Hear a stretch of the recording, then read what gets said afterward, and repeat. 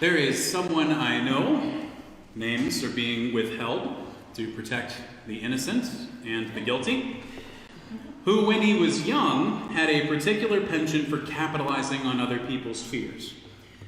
Not just anyone's fears, he wasn't a monster, after all, but specifically his younger sister's fears.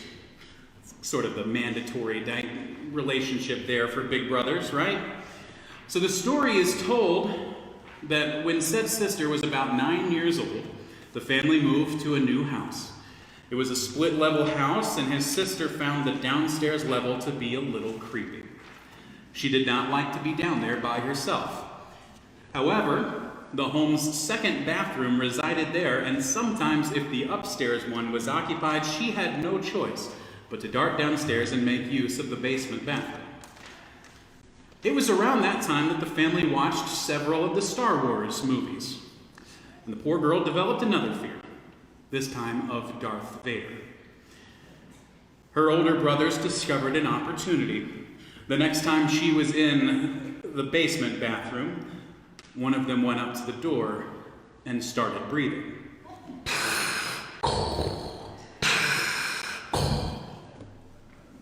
Her terrified reaction provided the boys such a thrill that they did this several more times in the coming weeks until their parents discovered what was going on and put a stop to it. But the damage had been done. For the rest of the time the family lived in that house, the downstairs bathroom was referred to as the Darth Vader bathroom, and the sister absolutely refused to use it, no matter how painfully long the wait for the upstairs one would be.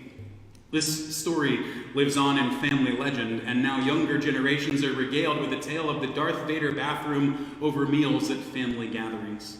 The sister still shudders a little when remembering the incident, much to her older brother's delight, even now as grown men. I don't think when Pastor Lauren shared this with me, she realized that I would be drinking out of my Darth Vader coffee mug this morning. Fears can be funny, right? What is fearful for someone is a fun coffee mug for another. Even when they're not rational, they plague us nonetheless. And I suspect most of us of a certain age would long for the day when our biggest fear was a basement bathroom and annoying older brothers, instead of things like loss and grief and disease and violence, economic woes and natural disasters.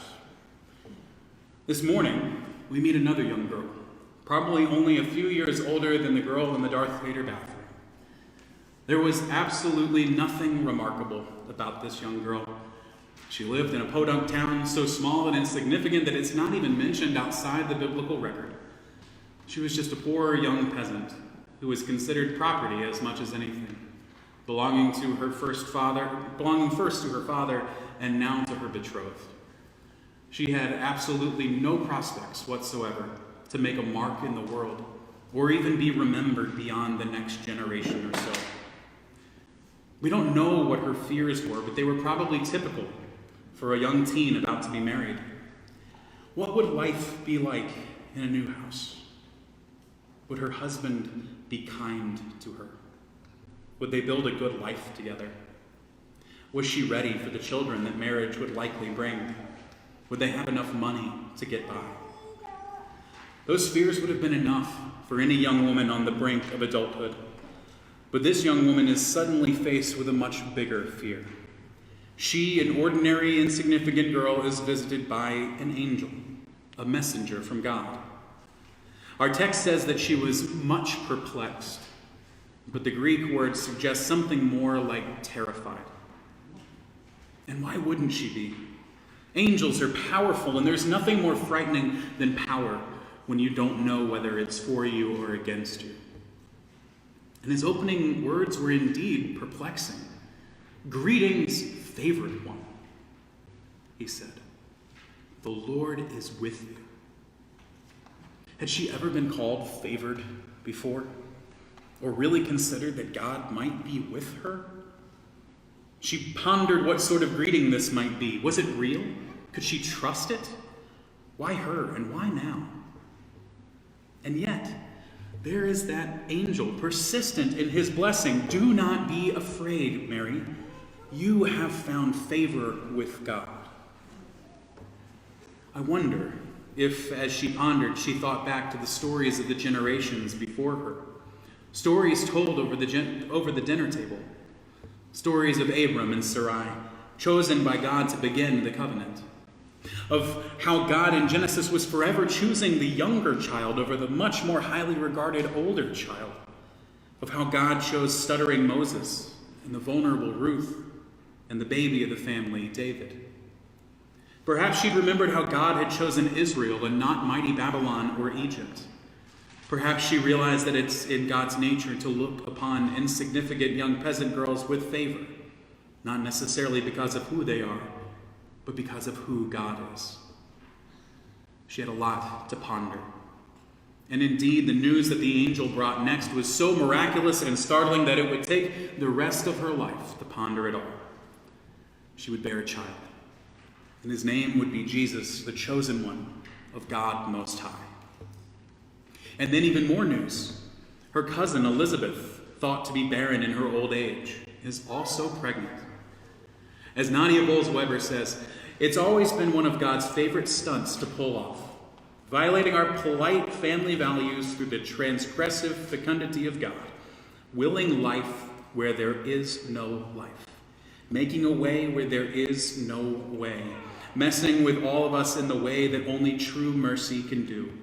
Elizabeth, barren and pregnant, Mary, common and favored.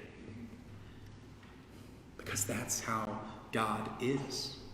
I can't imagine that Gabriel's words made Mary's fears go away. If anything, they must have multiplied, because now she was pregnant, a risky business for any woman at the time, but especially a young unmarried one. But Mary's fears seem different somehow. So often our fears cause us to close ourselves off, to lock the doors of our hearts, to wonder and promise. But Mary's fear is a holy fear that somehow keeps her heart open to mystery and hope. She does not retreat, but she enters into the promise, ponders the possibilities, dwells in the mystery. And out of that mystery, she is able to respond, yes. Yes, Lord. Let it be according to your word. Mary demonstrates that fear and faith can coexist in the same heart. We may have very good reasons to be afraid, and yet that fear does not need to stop us from following God's call. Because Mary showed us what it looks like when we believe we are who God says we are. Mere mortals? Yes. Insignificant? Often. Chosen and blessed and sent to carry Christ within us for the sake of the world? Always. Does that sound impossible? Well, God seems to specialize in the impossible. And indeed, all that is to come in the life, death, and resurrection of Jesus, God shows to be not impossible.